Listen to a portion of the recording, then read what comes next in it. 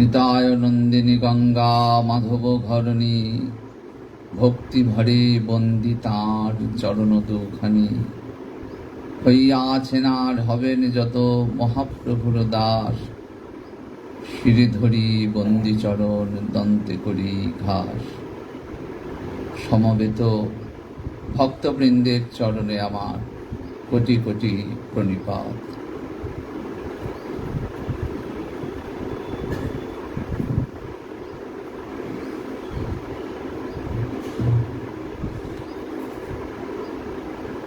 শ্রীমদ্ ভাগবতের দ্বিতীয় স্কন্ধের অবতার তত্ত্বের আস্বাদন আমরা করছি। ভগবান বিভিন্ন স্বরূপে বিভিন্ন অবতারে আসছেন। আমাদের বড় সুদিন যে সেই অবতার তত্ত্বের আস্বাদন প্রসঙ্গে আমরা এমন এক ভগবানের সান্নিধ্য পাচ্ছি, আমরা এমন এক ভগবানের সাক্ষাৎ করছি যিনি ভক্তকে রক্ষার জন্য কেমন ভাবে এলেন। ভগবানের বেশে আর এলেন না, এলেন নরসিংহের বেশে।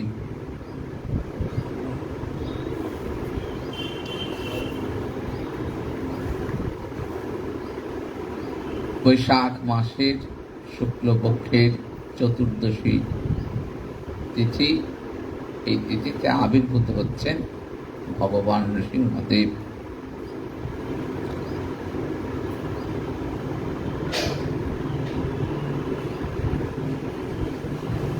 কেন আবির্ভূত হচ্ছেন না? ভক্ত প্রহ্লাদের রক্ষার নিমিত্ত। ভগবান নিজ অঙ্গে আঘাত সহ্য করতে পারেন, কিন্তু ভগবান যখন দেখেন যে তার ভক্ত অঙ্গে আঘাত, তখন ভগবান সহ্য করতে পারেন না। দেখবেন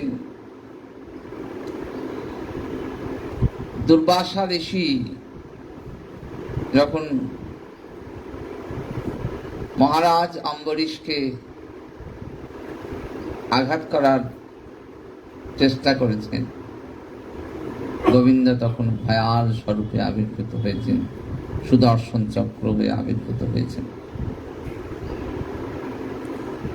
মাতা পার্বতী জানতে চেয়েছিলেন মহাদেবের কাছে যে কোন তত্ত্ব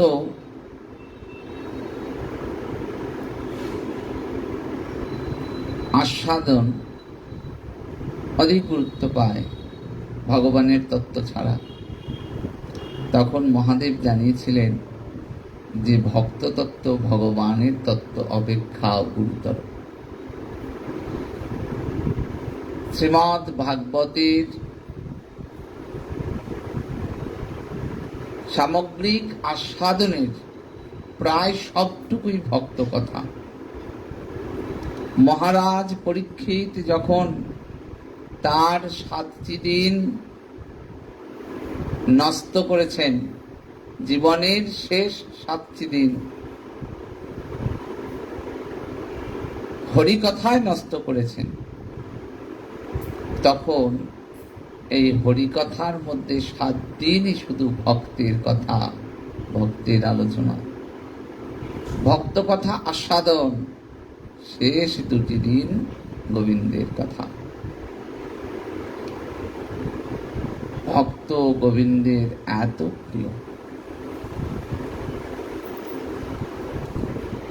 দেখবেন শ্রীমদ্ ভগবদ গীতাতেও শ্রীকৃষ্ণ সেই কথা বলেছেন যে ভক্ত গোবিন্দের অতি প্রিয়।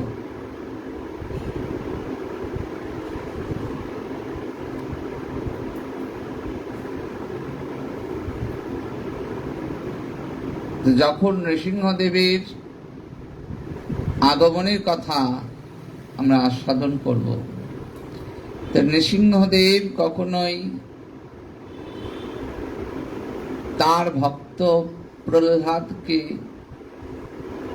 বাকি রেখে আমরা তার কথা আস্বাদন করতে পারি না। এই জন্য নৃসিংহদেবের স্তুতিতে বলা হয়েছে, প্রহ্লাদ লাদ দায়িনে হিরণ্যকশিপোর বক্ষশিলাটঙ্ক নখালয়। প্রহ্লাদ লাদ দায়িনে, যিনি প্রহ্লাদকে আহ্লাদ দান করেন, সেই নৃসিংহদেবকে আমি প্রণাম জানাই, নৃসিংহদেবকে স্তুতি করি। এই নৃসিংহ অবতারের আগমনের তাৎপর্য অনেক গভীর। না, প্রহ্লাদ মহারাজজিকে কেন তার পিতার কাছে কষ্ট পেতে হচ্ছে? কারণ প্রহ্লাদ মহারাজজির জন্ম হচ্ছে অসুর কুলে, অসুর বংশে ভক্তের প্রকাশ। কেমন তাৎপর্যপূর্ণ দেখুন। যেখানে অসুরের রাজত্ব, তার মাঝখানে আবির্ভূত হলেন প্রহ্লাদ। তাই তার পিতা হিরণ্যকশিপু এই ভক্ত প্রহ্লাদের আচরণকে সহ্য করতে পারেন নাই। কেন না, প্রহ্লাদজি পাঠ গ্রহণের নিমিত্ত গেছিলেন শুক্রাচার্যের পুত্র, দৈত্যকুলের যিনি পণ্ডিত শুক্রাচার্য, তার দুই পুত্র ষণ্ড এবং অমর্ক, এদের কাছে গেছিলেন শিক্ষা লাভ করতে। কারণ পিতার অন্তরের ইচ্ছা যে পুত্র রাজপাট পরিচালনা করবে।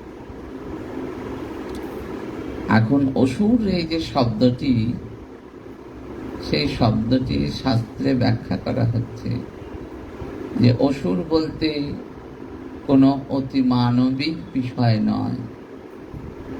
অসুর বলতে যেমন সচরাচর আমরা দেখে থাকি, অর্থাৎ বিভিন্ন কল্পনার যে অবকাশ থাকে, সে সমস্ত জায়গায় একটা বিরাট চেহারা হবে, বড় বড় দাঁত ইত্যাদি ইত্যাদি। শাস্ত্র অন্য কথা বললেন।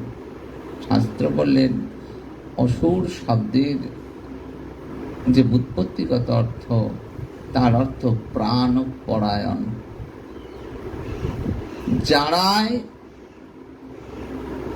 প্রাণপরায়ণ, আত্মস্বার্থ চরিতার্থ ভিন্ন অন্য কোনো কিছু জানে না, তারাই অসুর।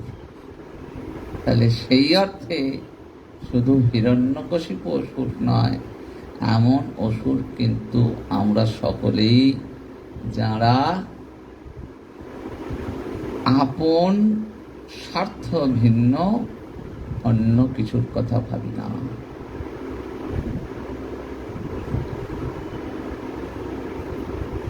সেই অসুর কুলে আবির্ভূত হলেন ভক্ত প্রহ্লাদ। তা ষণ্ড এবং অমর্কের কাছে যখন গেছেন পড়াশোনা করবেন বলে, পিতা কিছুদিন পর জানতে চেয়েছেন যে কেমন পড়াশোনা হচ্ছে, একটু শুনি।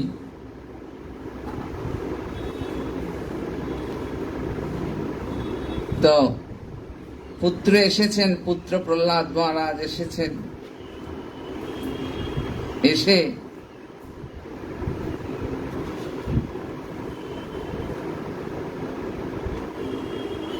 যখন বলছেন যে তুমি কি শিখেছ, কি জেনেছ, বললেন আমি জেনেছি নির্জনে বসে শ্রীহরির অর্চনায় জীবনের শ্রেষ্ঠ কর্তব্য। প্রহ্লাদ মহারাজ এই কথা বলার পরে পিতা হরি হিরণ্যকশিপু অত্যন্ত ক্রোধিত হলেন। বললেন, তুমি জানো যে আমি হরি সহ্য করতে পারি না, তাহলে তুমি কেন আমার শত্রুর প্রশংসা, শত্রুর স্তুতি করবে? এখানে ষণ্ড অমর্ককে প্রশ্ন করেছে, বলছে তোমরা তো দৈত্যকুলের সন্তানদের শিক্ষা দেওয়ার জন্য নিয়ে গেছো, তাহলে আমার সন্তান এই সমস্ত কথা শিখলো কি করে, জানলো কি করে? তারা বললেন, দেখুন, অন্যান্য সমস্ত দৈত্য পুত্র যারা আছে তারা যে শিক্ষা পায়, প্রহ্লাদও একই শিক্ষা পায়, কিন্তু সে যে কোথা থেকে সমস্ত শিখেছে আমরা জানি না। তবে আমরা তাকে নিয়ে যাচ্ছি এবং তার যথার্থ শিক্ষাদানের ব্যবস্থা করছি।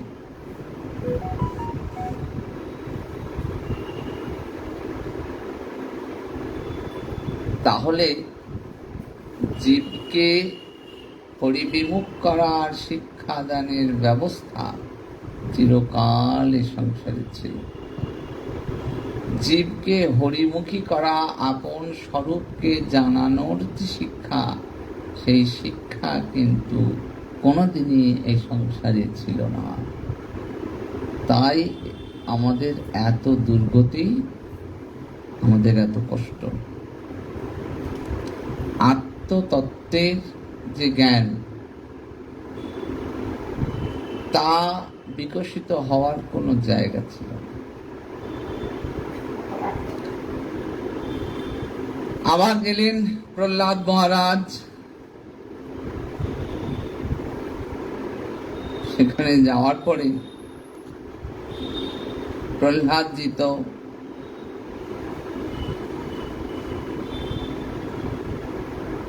অন্যান্য দৈত্যকুলের যারা সন্তান আছে তাদের সঙ্গেও হরিকথা আলোচনা করে তাদেরকেও হরিমুখী করে দিচ্ছেন।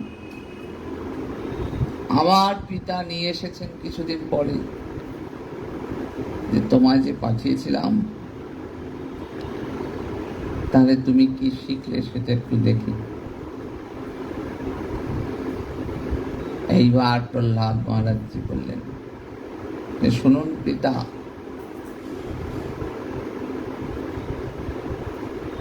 যদি হরি ভজতে হয় তাহলে 9টি প্রকারই হরি ভজন করা যায়। শ্রবণং কীর্তনং বিষ্ণু শরণং পাদ সেবনং অর্চনং বন্দনং দাস্যং সক্ষমাত্মনিবেদনং। হরিভজন শেষ কথা, হরিভজন শ্রেষ্ঠ কথা। আর এই হরিভজনের জন্য 9টি উপায় আছে: শ্রবণ, কীর্তন, স্মরণ, বন্দন, অর্চন, আর তার দাস্য গ্রহণ, তাকে সখা রূপে গ্রহণ, আর তার কাছে আমি তোমার হলাম বলে আত্মনিবেদন। এই 9 প্রকারে হরি সেবা করা যায়। ভজনের এই ক্রমগুলির কথা বললেন। এইটি শাস্ত্রে নববিধা ভক্তি অঙ্গ বলে সুপরিচিত। ভক্তিপথে এই 9 ভাবে গোবিন্দের আরাধনা করা যায়, গোবিন্দ ভজনা করা যায়।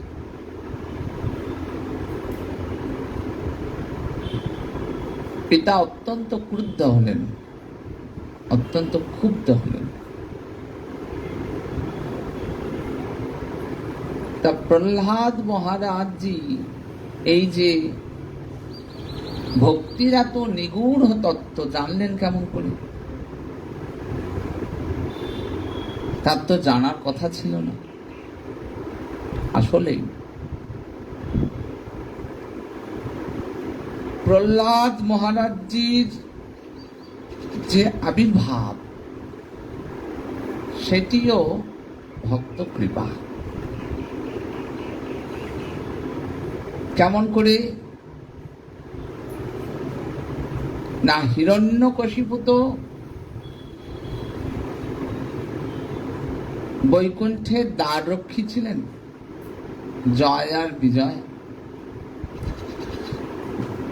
তাদের এই সংসারে আগমন হলো কেমন করে? আগমন হয়েছে বৈষ্ণবের অভিশাপ রূপ আশীর্বাদে। গোবিন্দের সঙ্গে অপূর্ব লীলা হবে বলে অভিশাপ দিলেন যে যাও তোমরা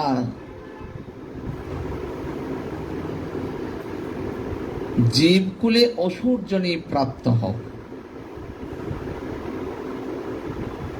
এই হিরণ্যকশিপু এবং হিরণ্যাক্ষের কথা আমরা সাধন করেছি বরাহ অবতারে। এইবার নৃসিংহ অবতারে কৃপা পাবেন হিরণ্যকশিপু স্বরূপ। তা হিরণ্যকশিপু অসুর হলেও অত্যন্ত সুপণ্ডিত। তিনি কঠোর এক তপস্যায় গেলেন, ভয়ঙ্কর কঠোর তপস্যা। এমন তপস্যা করলেন যে সে তপস্যায় শরীর প্রায় গলে গেছে, শরীরে উইপোকা লেগে গেছে, এমন কঠোর তপস্যা করতে। তপস্যা করে ব্রহ্মাকে সন্তুষ্ট করলেন। ব্রহ্মাজি সন্তুষ্ট হয়ে এলেন। আসার পরে কমণ্ডল থেকে জল নিয়ে নবজীবন দান করলেন। বললেন, বলো কি তোমার অভিলাষ, কি চাও তুমি? অসুস্থ, সেই জন্য কি চাইলেন? জগৎ সংসারকে দেখাচ্ছেন যে চাওয়া কেমন হয়। চাইলেন যে আমাকে অমর করে দাও প্রভু, আমাকে অমর করে দাও। যদি আমার প্রতি এত সন্তুষ্ট হয়ে থাকেন, অমরত্ব চাই। দেখবেন শ্রীমদ্ ভগবদ গীতায় বলছেন, ব্রহ্মার নিজের পদটিও স্থায়ী নয়। তাহলে যার নিজের পদ স্থায়ী নয়, তিনি আর কেমন করে অমরত্বের বর দেবেন? তাই তিনি বললেন যে অমরত্বের বর আমার পক্ষে দেওয়া সম্ভব না। এবার এমন একটি বর চাইছেন, যে কেমন বর? যে খুব সাধারণভাবে তার মৃত্যু হবে না। নর দেবতা কেউ তাকে হত্যা করতে পারবে না। সকালে মৃত্যু হবে না, রাত্রে মৃত্যু হবে না, ঘরের বাইরে মৃত্যু হবে না, ঘরের ভিতরে মৃত্যু হবে না, মাটিতে মৃত্যু হবে না, আকাশে মৃত্যু হবে না। এমনি করে কতগুলো শর্ত দিয়ে বললেন আমাকে এমন বর দিন। ব্রহ্মাজি বললেন তাই হোক, তথাস্তু বলে এ প্রায় অমরত্বের সমান বর। এইবার ওই আশীর্বাদের মদমত্ততায় হিরণ্যকশিপু সব ভুলতে শুরু করে।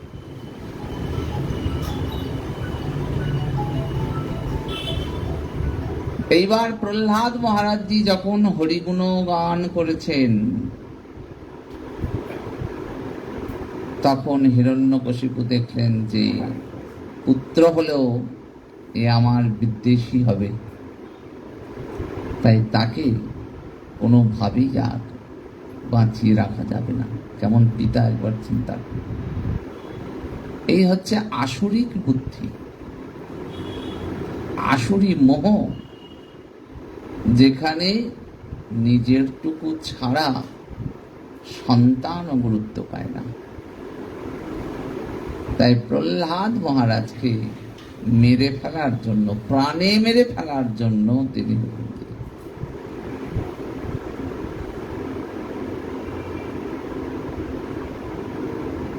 যে কথা আস্বাদন করছিলেন যে প্রহ্লাদ মহারাজজি কেমন করে ভক্ত, তো হিরণ্যকশিপু তো গেলেন। তা এমন সময় হিরণ্যকশিপুর স্ত্রী কয়াধু তাকে দেবরাজ ইন্দ্র করেছে কি টানতে টানতে নিয়ে আসছে।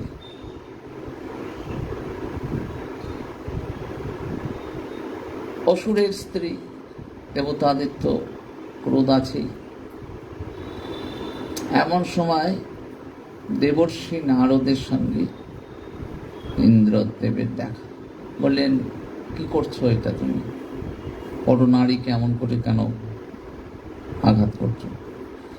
বললেন, এই অসুরের স্ত্রী, একে বিনাশ করতে হবে, রাখা যাবে না। তখন দেবর্ষিপাদ নারদ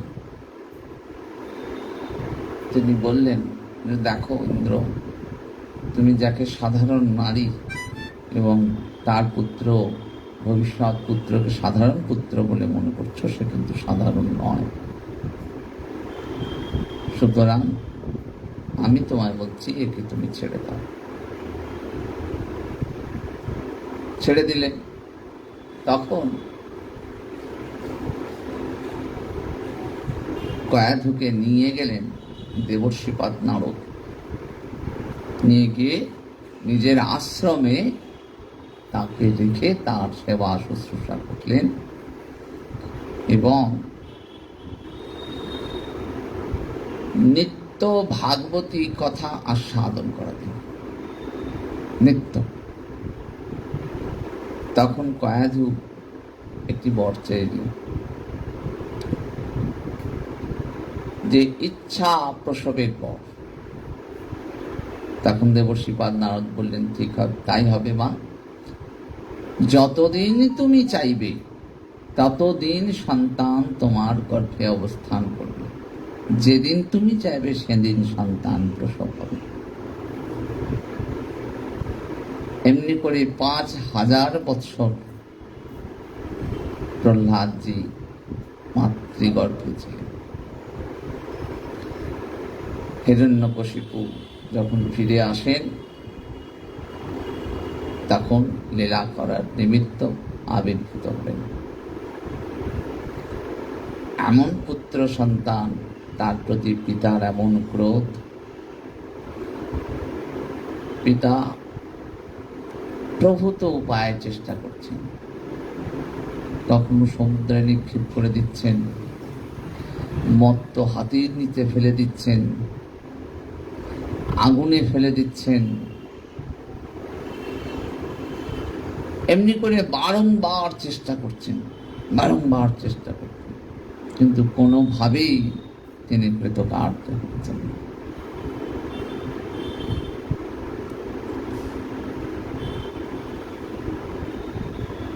এইবার প্রহ্লাদ মহারাজের কাছে তিনি হেরে গেলেন। তখন জানতে চাইলেন যে তার গোবিন্দ কোথায় আছে। তা ভক্তের দৃষ্টি সম্পর্কে শাস্ত্রে একটি অপূর্ব উক্তি আছে। বলেন যে যাহা যাহা নেত্র পড়ে তাহা কৃষ্ণ। বললেন, একদিন গীতাতেও সেই কথা বলছেন যে যখন ভগবানের অত্যন্ত নৈকট্য হয় জীবের, তখন জীব সমদর্শী হয়ে যায়, সর্বভূতে ব্রহ্মকে দর্শন করে, আবার ব্রহ্মে সর্বজীবকে দর্শন করে। তাত্ত্বিকভাবে।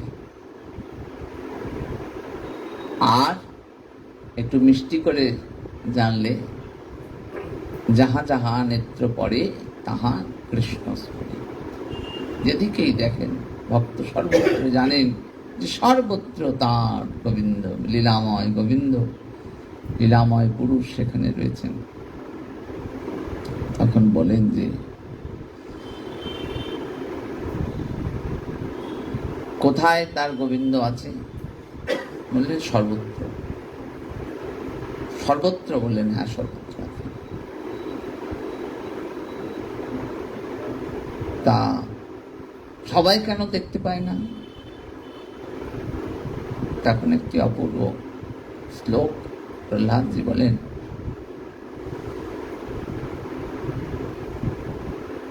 নৈশান মতিস্তাবৎ অনুক্রমাঙ্ঘ্রিং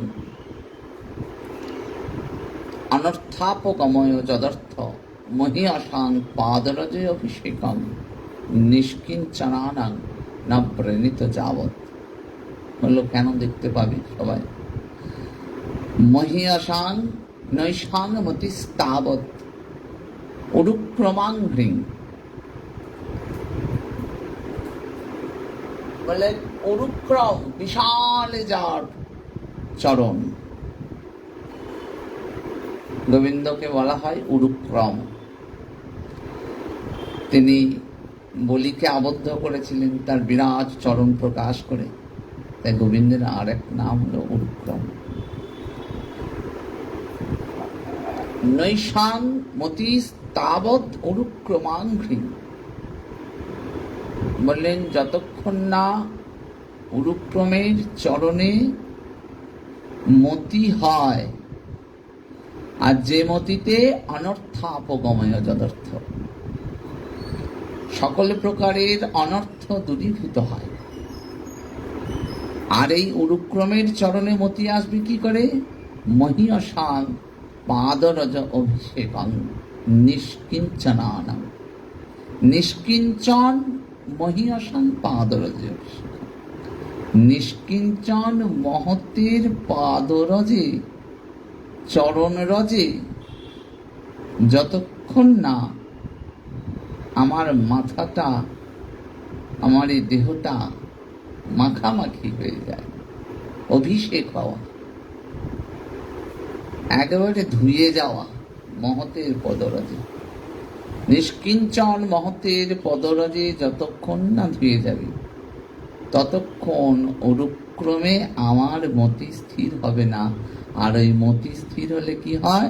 অনর্থাপগম, সকল প্রকারের অনর্থ। এই যে গোবিন্দ আছে অথচ আমি তাকে দেখতে পাই না, আমার অন্তরে আসে না যে আমি গোবিন্দ সেবা আমার কর্তব্য, যা অনর্থ ক্ষতি দেয় না, বাধা সৃষ্টি করে। মহতের বৈষ্ণবের উচ্ছিষ্ট তাহে মোর মননিষ্ঠ,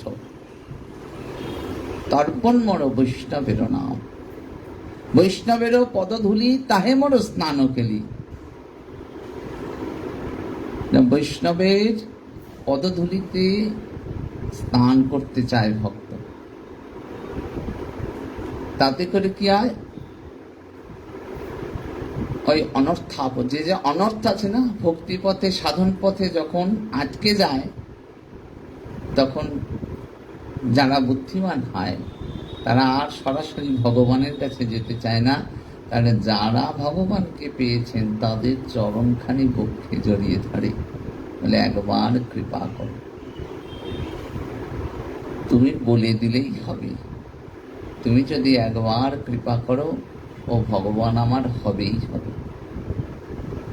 তাই বললেন পদে যে বৈষ্ণবেরও পদধূলি তাহে মোর স্নান কেলি, তর্পণ মোর বৈষ্ণবের নাম। এর থেকে বড় কিছু নেই। ভগবানের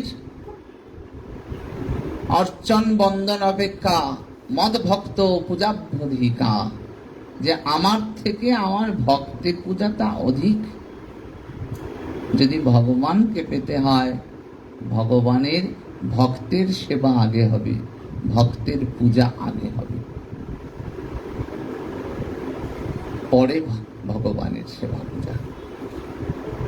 ভক্তের এত মহিমা, এত মহিমা কেন না? গোবিন্দ মন্দিরে বাস করেন না, গোবিন্দ বাস করেন মুনির হৃদয়ে, গোবিন্দ বাস করেন ভক্তের হৃদয়ে। তাহলে ভক্তের দেহটা দেহ নয়, সেটা গোবিন্দের বসতি, সেটা গোবিন্দের সাক্ষাৎ চলমান মন্দির। সেইখানে গোবিন্দ রয়েছেন, গোবিন্দ থাকেন। সেই ভক্ত অঙ্গে আঘাত করেছে, আর গোবিন্দ স্থির থাকতে পারেন না। বলেছেন যে তোর ভগবান কি তাহলে এই যে লোহার বড় বড় স্তম্ভ রয়েছে এখানে আছে? বললেন সর্বত্র আছে। বললেন তুই দেখাতে পারিস? বললেন আমি দেখাতে পারি।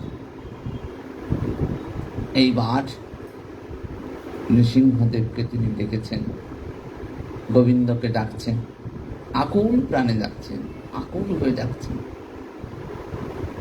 ভক্তের এমতো অবস্থায় ভগবান আবির্ভূত হচ্ছেন। কেমন অবস্থা? ভগবানের যে সংজ্ঞা, সে সংজ্ঞাতে বলা আছে সমগ্র ঐশ্বর্য রয়েছে তার। অন্যান্য সকল দেবতায় ঐশ্বর্য আছে, কিন্তু ভগবানে ঐশ্বর্য রয়েছে সম্পূর্ণ রূপে, সমগ্র রূপে। এই ঐশ্বর্য স্বরূপে এবার আবির্ভূত হয়েছেন। ভক্ত অঙ্গে আঘাত লেগেছে তো, ভগবানের ঐশ্বর্য সত্তা প্রকটিত হয়েছে। একেবারে থাম ভেদ করে নৃসিংহদেব আবির্ভূত হয়েছেন। আবির্ভূত হয়ে কি করলেন? পিতা হিরণ্যকশিপুকে, কেন না কোন মানুষ দেবতা তাই তো জন্ম নিতে হবে। হিরণ্যকশিপুর তো বর ছিল যে এমন কেউ তাকে বধ করতে পারবে না। তাই নৃসিংহদেব আবির্ভূত হচ্ছেন কোত্থেকে? একবারে থামের মাঝখান থেকে বেরিয়ে আসছেন, স্তম্ভের মাঝখান থেকে বেরিয়ে আসছেন ভেদ করে। বেরিয়ে এসে হিরণ্যকশিপুকে কেমন কৃপা দেখুন। ভক্ত অভিশাপ দিয়েছিল অসূর্যনি প্রাপ্ত হবে, আর তা অনুমোদন করছেন ভগবান, নিশ্চয়ই তা হবে। সেদিন যদি চাইতেন নারায়ণ তাহলে জয় বিজয়কে বাঁচাতেই পারতেন, কিন্তু ভক্তের কাছে ভগবানের ঐশ্বর্য প্রকাশিত হয় না, প্রকাশিত হবে না। সেই কারণে ওই জয় বিজয় হিরণ্যাক্ষ আর হিরণ্যকশিপু হয়ে এলেন। সেই হিরণ্যকশিপু ভগবানের কোথায় তার ঠাঁই হচ্ছে?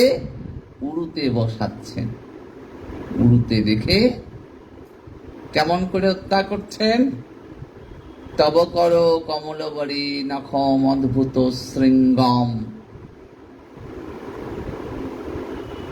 এরকম ভয়াল চেহারা, শরীর, কিন্তু হাত দুটি কেমন? তব কর কমলবরী, পদ্মের মতো লাল টুকটুকি ভগবানের হাত। ভগবানের স্বরূপ যাবে কোথায়? স্বরূপটি রয়েছে নখম অদ্ভুত শৃঙ্গম, পাহাড়ের চূড়ার মতো করে তার নখ। দলিত হিরণ্যকশিপুর তনু ভৃঙ্গম।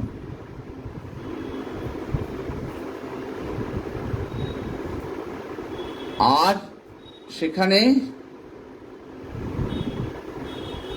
হিরণ্যকশিপুর তনু ভৃঙ্গম, ভ্রমরের মতো একেবারে ছোট্ট শরীর মনে হচ্ছে। এতক্ষণ খুব অত্যাচার করেছে প্রহ্লাদ মহারাজজির উপরে, ভগবানের সামনে আপন স্বরূপটি দেখিয়ে দিয়েছেন। তনুভৃঙ্গ, ভ্রমরের মতো, কালো ভ্রমরের মতো এতটুকু একটা ছোট্ট শরীর, তার উরুতে রয়েছে। নমস্তে নরসিংহায় প্রহ্লাদ লাদ দায়নে হিরণ্যকশিপ পক্ষ শিলাটঙ্ক নখালয়। আর কেমন করে টানছেন, যেন মনে হচ্ছে টাংনা দিয়ে যেমন করে মাটি চোটানো হয়, কোপানো হয়, তেমন করে তার নখ তার বক্ষের উপর দিয়ে টেনে হিরণ্যকশিপুকে বধ করলেন। এই রকম ভয়ঙ্কর উগ্রমূর্তি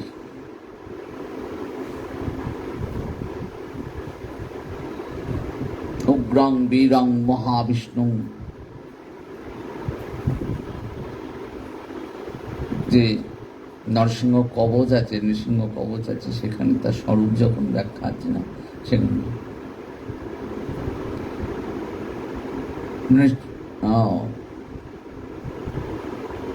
উগ্রং বীরং মহাবিষ্ণু জ্বলন্তম সর্বমুখম, একেবারে উগ্র স্বরূপ, ভয়াল স্বরূপে দাঁড়িয়ে রয়েছেন।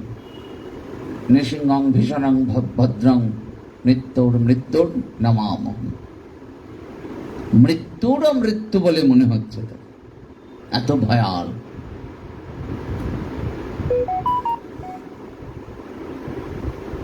মা লক্ষ্মী পর্যন্ত কাছে আসতে পারছেন না সেই স্বরূপে।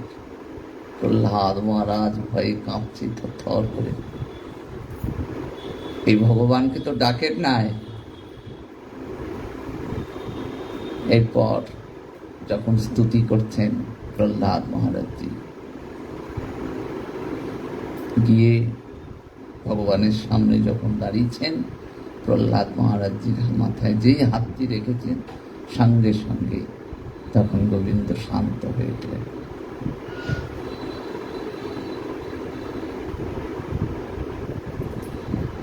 দেখুন, এইবার ভক্তকে যখন ভগবান আশীর্বাদ করছেন, ভক্ত কি চাইবেন? অসুরকে যখন চেয়েছিলেন, সে চেয়েছিল যে আমার যেন কোনোদিন মৃত্যু না হয়। ভক্তকে বললেন, তুমি কি চাও? যা প্রীতির অবিবেকিনাং বিষয়েষু অনুপায়িনী ত্বাম নুস্মরত সামে বিষয়াং না পসর্পত।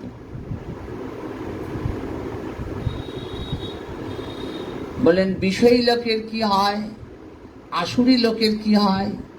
সারাদিন যেমন নিজের নিজের নিজের নিজের কথা, তাতে আসক্তি জন্মায়। বলেন, আমার তোমার প্রতি তেমন আসক্তি জন্মায়।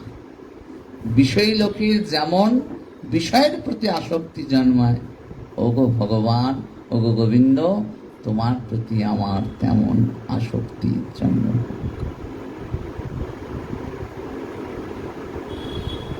এমনি করে প্রহ্লাদ মহারাজজি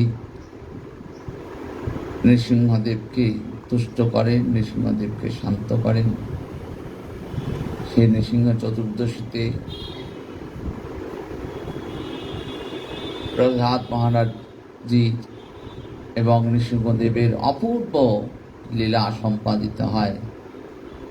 জগৎ ভগবানকে এক অপূর্ব স্বরূপে পেলেন, ভক্তের মহিমা প্রচারিত হলো। যদি ভক্ত অঙ্গে কখনো আঘাত লাগে, তখন ভগবান কোনোভাবেই স্থির থাকতে পারেন না।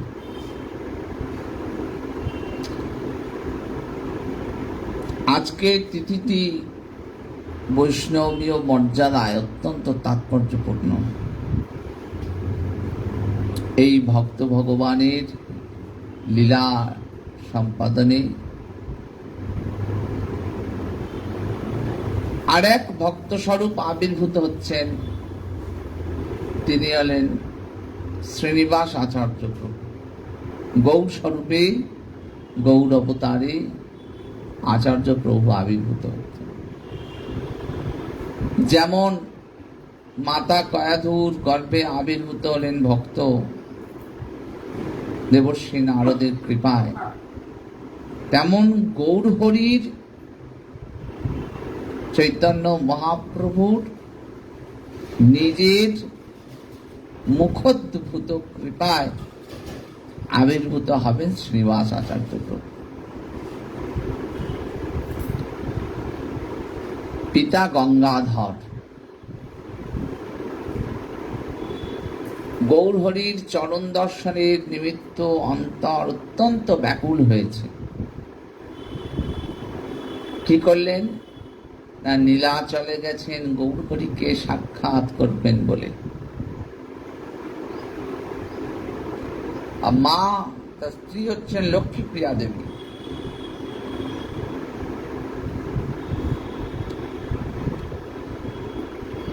আচার্য প্রভু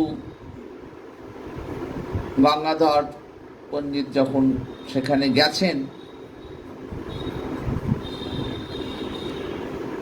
দীর্ঘদিন সন্তান নাই, কিন্তু মহাপ্রভুকে সে কথা জানাতেও পারছেন না। তখন স্বয়ং চৈতন্য মহাপ্রভু তার ভক্তের মাধ্যমে জানান যে তুমি ফিরে যাও এবং ফিরে গিয়ে অপেক্ষা করো, সেখানে শ্রীনিবাস নামে এক ভক্তির আবির্ভাব হবে।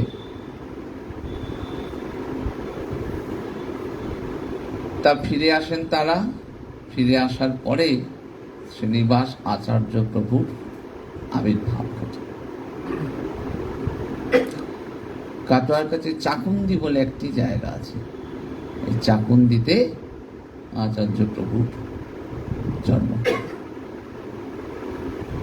পরবর্তীকালে তিনি চলে আসেন জাজি গ্রামে।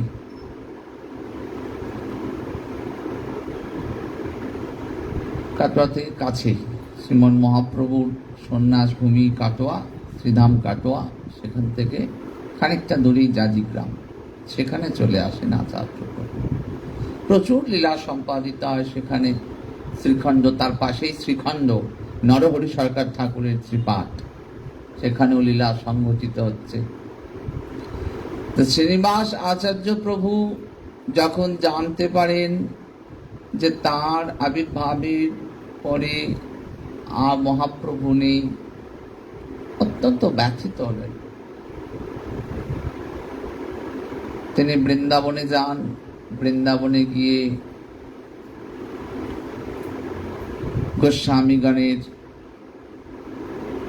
পদপ্রান্তে উপনীত হন। তিনি শিক্ষা লাভ করেন। এরপরে তিনি আদেশ পান যে রাঢ়বঙ্গে চলে আসার জন্য। রাঢ়বঙ্গে এসে ভাগবতের যে সমস্ত তত্ত্ব আছে সেই সমস্ত তত্ত্বকে প্রচার করতে হবে। এইবার শ্রীনিবাস আচার্য প্রভু যখন আসছেন, আপনারা আস্বাদন করেছেন আগে একদিন, আস্তে আস্তে বন বিষ্ণুপুরের কাছে বীরহাম্বির তার সমস্ত কিছু চুরি করে নেয়। সমস্ত ভক্তি গ্রন্থ জোর করে নিয়ে নিয়েছিল। আচার্য প্রভু তখন অত্যন্ত ব্যথিত হয়ে ভাবেন কিছু তো করতে হবে, এগুলো আমায় নিয়ে যেতে হবে। কারণ তখনকার দিনে তো এত ছাপা গ্রন্থ ছিল না, হাতে লেখা গ্রন্থ, সংস্কৃতের সে সমস্ত গ্রন্থ দুর্লভ, দুর্মূল্য। এইবার বীরহাম্বিরের রাজসভায় যিনি রাজপণ্ডিত ছিলেন ভাগবতের ব্যাখ্যা করছেন, কিন্তু সে ব্যাখ্যা জ্ঞানমূলক ব্যাখ্যা, সেখানে ভক্তির কথা নয়। আচার্য প্রভু একদিন বললেন যে আমার একটু ইচ্ছা হচ্ছে আমি একটু ভাগবতী কথা আস্বাদন করাবো। এইবার আচার্য প্রভুর মুখে যেই ভাগবতের কথা আস্বাদন করছেন না, বীরহাম্বির অভিভূতি হয়ে গেছে, একবারে চোখের জলে ভেসে যাচ্ছেন তিনি। যে এমন হরিকথার গুণ, এমন আকর্ষণ, চরণে লুটিয়ে পড়েন। বীরহাম্বিরকে দীক্ষা দেন আচার্য প্রভু, আর তার সমস্ত ওই দুর্লভ মুক্তি গ্রন্থ সেখান থেকে নিয়ে তিনি আসেন এবং প্রচুর প্রচার করেন। শ্রীনিবাস আচার্য প্রভু সম্পর্কে খুব সংক্ষিপ্ত সময়ে বিশেষ কিছু আস্বাদন করা সম্ভব না। তার শিষ্যের প্রতি রামচন্দ্র কবিরাজ একটি আমরা কাহিনী আস্বাদন করি, সেটি অপূর্ব। যে গুরু শিষ্য কেমন হয়, কেমন তার সম্পর্ক। না, রামচন্দ্র কবিরাজ তিনি শ্রীনিবাস আচার্য প্রভুর ওখানে থাকতেন, সেবা করতেন, খুব সেবা।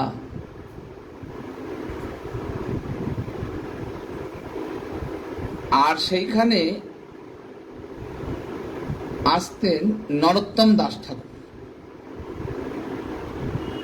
মাঝে মাঝে আসতেন। অত্যন্ত ভালোবাসতেন শ্রীনিবাস আচার্য প্রভুকে, সেখানে এসে সেবা করতেন, গুরুবৎ সেবা।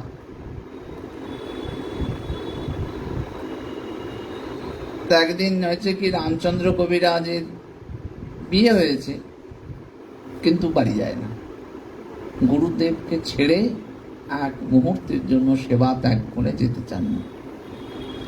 এখন শ্রীনিবাস আচার্য প্রভু তাকে আদেশ করলেন যে দেখো, তুমি নূতন বিবাহ করেছ, একদিন যাও, স্ত্রী সম্ভাষণ করে এসো, তারপর তুমি এখানে থাকবে। গুরু আদেশ তো শেষ কথা, গেছেন। কিন্তু গুরুদেবকে ছেড়ে যেতে মন চাইছে না। একদিনের জন্য যাচ্ছেন, কিন্তু মনে হচ্ছে যেন কত দীর্ঘ সময় কি করে আমি শ্রী গুরুদেবের সেবা ছেড়ে থাকবো। গিয়ে স্ত্রীর সঙ্গে সারা রাত শুধু গুরুদেবের প্রসঙ্গ।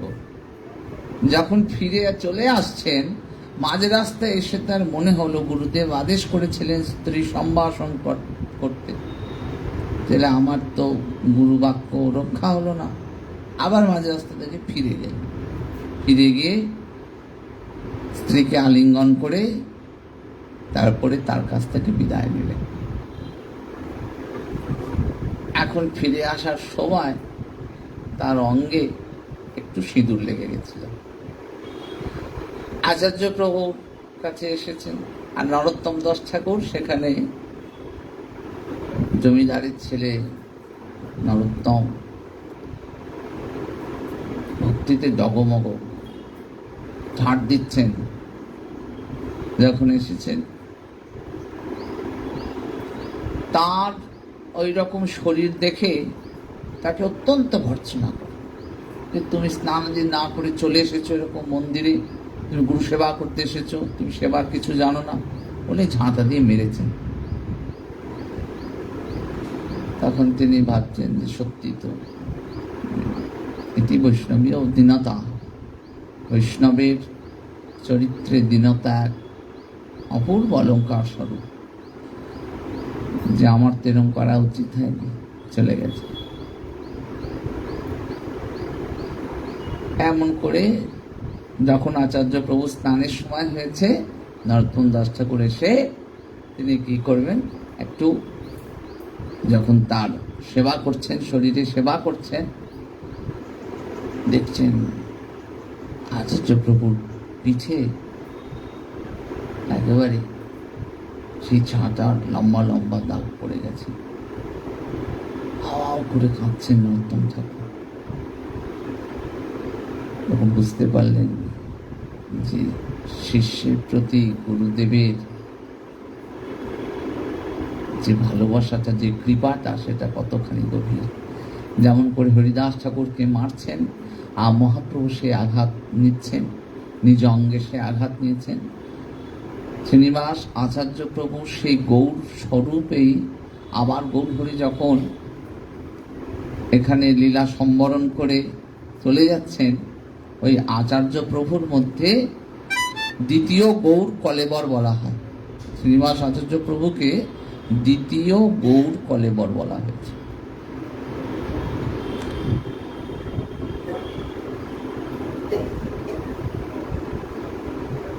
এইটি দেখে নরোত্তম দাস ঠাকুর খুব যখন কষ্ট পান, রাত্রেবেলায় তিনি করেন কি, আগুনের ওপরে, প্রদীপের ওপরে হাতটাকে পুড়িয়ে দিতে যান। তখন সেই আঘাতও আবার আচার্য প্রভুর অঙ্গে বেজেছিল। তাই আচার্য প্রভু বলেছিলেন যে এ দুনিয়ায় কোনো বিচার নাই, দিনে মারে ঝাঁটার বাড়ি, রাতে পোড়ায় হাত। আগুন লাগছে নরোত্তম দাস ঠাকুরের হাতে, আর যন্ত্রণা হচ্ছে শ্রীনিবাস আচার্য প্রভু। এই শ্রীনিবাস আচার্য প্রভু গৌরহরির আপ্রকটের পরে সারা বাংলায় তিনি ভক্তির কথা প্রচার করেন, ভাগবতের কথা প্রচার করেন। আর সুদূর মণিপুরে শ্রীনিবাস আচার্য প্রভু এই ভক্তির কথা প্রচার করেছিলেন। এমনি করে ভগবান এবং ভক্তের যে লীলা পরিপুষ্ট হয়, আর ভক্তচিত্ত বড় আনন্দিত হয়। নিতাই গৌর সীতানাথে প্রেমানন্দে হরি। জয় জয় রাধে কৃষ্ণ গোবিন্দ, জয় জয়